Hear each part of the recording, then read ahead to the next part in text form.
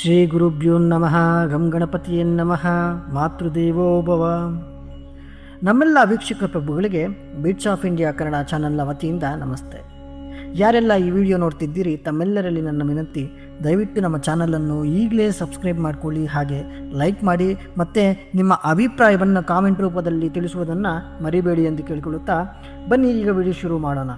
ಸ್ನೇಹಿತರೆ, ದ್ವಾದಶ ರಾಶಿಗಳ ನವೆಂಬರ್ ತಿಂಗಳ ಫಲಾಫಲ ಹೇಗಿದೆ ಎಂದು ತಿಳಿದುಕೊಳ್ಳುವ ಮುನ್ನ ಗ್ರಹಗಳ ಸ್ಥಾನದ ಬಗ್ಗೆ ತಿಳಿಸಿ ಇದರಿಂದ ದ್ವಾದಶ ರಾಶಿಯವರಿಗೆ ಏನೆಲ್ಲ ಫಲ ಸಿಗಬಹುದು ಎಂದು ತಿಳಿಯೋಣ. ಸ್ನೇಹಿತರೆ, ಇಲ್ಲಿ ಮತ್ತೊಂದು ತಿಳಿಯಬೇಕಾದ ಮುಖ್ಯ ವಿಚಾರ ಏನೆಂದರೆ, ಬಹಳಷ್ಟು ಜನ ಭವಿಷ್ಯವಾಣಿಯ ಬಗ್ಗೆ ತಪ್ಪು ಮಾಹಿತಿ ಗ್ರಹಿಸಿಕೊಂಡಿದ್ದೀರಿ. ಕಾರಣ, ಬಹಳಷ್ಟು ಮಂದಿ ರಾಶಿ ಭವಿಷ್ಯ ಕಂಡು ನಮಗೆ ನೀವು ಹೇಳೋದೆಲ್ಲ ಯಾವುದೂ ನಡೆಯೋಲ್ಲ, ನೀವು ಹೇಳೋದೆಲ್ಲ ಸುಳ್ಳು ಅಂತೆಲ್ಲ ಬಹಳಷ್ಟು ವಿಡಿಯೋಗಳಿಗೆ ಕಾಮೆಂಟ್ ಮಾಡಿರುವುದನ್ನು ನೋಡಿದ್ದೇವೆ ಹಾಗೂ ಕಂಡಿದ್ದೇವೆ.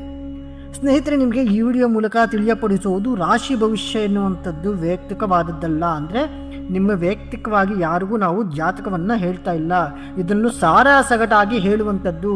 ಅಂದರೆ ಒಂದು ರಾಶಿಗೆ ಒಳಪಟ್ಟಂತೆ ಎಲ್ಲರಿಗೂ ಹೇಳುವಂಥದ್ದಾಗಿದೆ. ಹಾಗಾಗಿ ಇದು ಕೆಲವರಿಗೆ ಪರಿಣಾಮ ಬೀರಬಹುದು, ಇನ್ನು ಕೆಲವರಿಗೆ ಪರಿಣಾಮವಾಗದೇ ಇರಬಹುದು.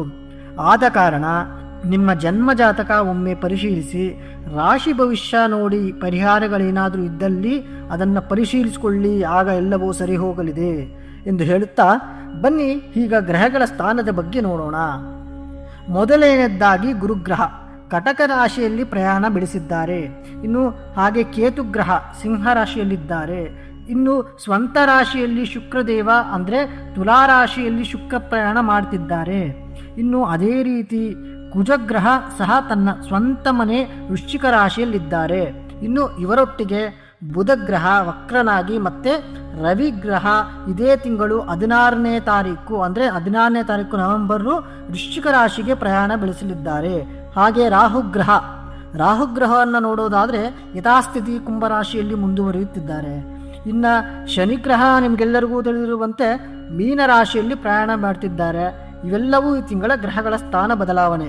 ಹಾಗಿದ್ರೆ ಬನ್ನಿ ಸ್ನೇಹಿತರೆ, ಈ ಗ್ರಹಗಳ ಬದಲಾವಣೆಯಿಂದ ದ್ವಾದಶ ರಾಶಿಗಳ ಮೇಲೆ ಏನೆಲ್ಲ ಫಲ ಬೀಳಬಹುದು ಎಂದು ಈ ವಿಡಿಯೋದಲ್ಲಿ ನಾವು ನೋಡೋಣ.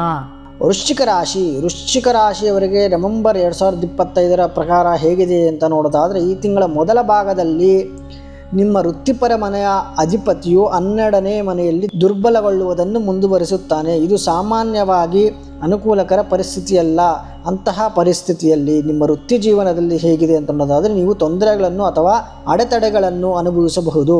ಇನ್ನು ಶೈಕ್ಷಣಿಕ ದೃಷ್ಟಿಕೋನದಿಂದ ವೃಶ್ಚಿಕ ರಾಶಿಯವರಿಗೆ ಶಿಕ್ಷಣದ ವಿಚಾರದಲ್ಲಿ ಹೇಗಿದೆ ನವೆಂಬರ್ ತಿಂಗಳು ಅಂತ ಕೇಳೋದಾದರೆ, ಈ ತಿಂಗಳು ನಿಮಗೆ ಸರಾಸರಿ ಅಥವಾ ಸರಾಸರಿಗಿಂತ ಸ್ವಲ್ಪ ಹೆಚ್ಚಿನ ಫಲಿತಾಂಶಗಳನ್ನು ನೀಡುವ ಸಾಧ್ಯತೆ ಇದೆ. ಅಂದರೆ ವಿದ್ಯಾರ್ಥಿಗಳಿಗೆ ಈ ತಿಂಗಳು ನವೆಂಬರ್ ತಿಂಗಳಲ್ಲಿ ವೃಶ್ಚಿಕ ರಾಶಿಯವರಿಗೆ ಬಹಳ ಉತ್ತಮವಾಗಿದೆ ಅಂತಲೇ ಹೇಳ್ಬೋದು. ನಿಮ್ಮ ವಿಷಯಗಳ ಮೇಲೆ ಗಮನವನ್ನು ಉಳಿಸಿಕೊಳ್ಳಲು ಕಷ್ಟವಾಗಬಹುದು. ಅಂದರೆ ನೀವು ಯಾವುದಾದ್ರೂ ಕೆಲಸಗಳನ್ನು ಮಾಡ್ತಿದ್ದೀರಿ ಅಥವಾ ಏನಾದರೂ ಮಾಡಬೇಕು ಅಂದ್ಕೊಂಡಿರ್ತೀರಿ, ಅದರ ಮೇಲೆ ನಿಮ್ಮ ಪ್ರಯತ್ನ ಈ ತಿಂಗಳು ವಿಚಲಿತವಾಗುವಂಥ ಸಾಧ್ಯತೆಗಳು ಬಹಳಷ್ಟು ನೀವು ಈ ತಿಂಗಳು ಕಾಣಬಹುದಂತಾಗಿದೆ. ಇನ್ನು ಗುರುಗ್ರಹದ ಪ್ರಯೋಜನಕಾರಿ ಪ್ರಭಾವವು ಆರಂಭಿಕ ತೊಂದರೆಗಳ ಹೊರತಾಗಿಯೂ ಯಶಸ್ವಿ ಶೈಕ್ಷಣಿಕ ಫಲಿತಾಂಶಗಳಿಗೆ ಕಾರಣವಾಗಬಹುದು. ಇನ್ನು ಈ ತಿಂಗಳಲ್ಲಿ ಕುಟುಂಬದ ವಿಷಯಗಳಲ್ಲಿ ವೃಶ್ಚಿಕ ರಾಶಿಯವರಿಗೆ ನವೆಂಬರ್ ತಿಂಗಳು ಹೇಗಿದೆ ಅಂತ ಕೇಳೋದಾದರೆ, ನೀವು ಸಾಮಾನ್ಯವಾಗಿ ಅತ್ಯುತ್ತಮ ಫಲಿತಾಂಶಗಳನ್ನು ನಿರೀಕ್ಷಿಸಬಹುದು. ನಿಮ್ಮ 2ನೇ ಮನೆಯ ಅಧಿಪತಿ ಗುರು ಈ ತಿಂಗಳು ಉಚ್ಚವಾಗಿರುತ್ತಾನೆ. ಇದು ಸಾಮಾನ್ಯವಾಗಿ ಕೌಟುಂಬಿಕವಾಗಿ ಶಾಂತಿ ತರುತ್ತದೆ ನಿಮ್ಮ ಜೀವನಕ್ಕೆ.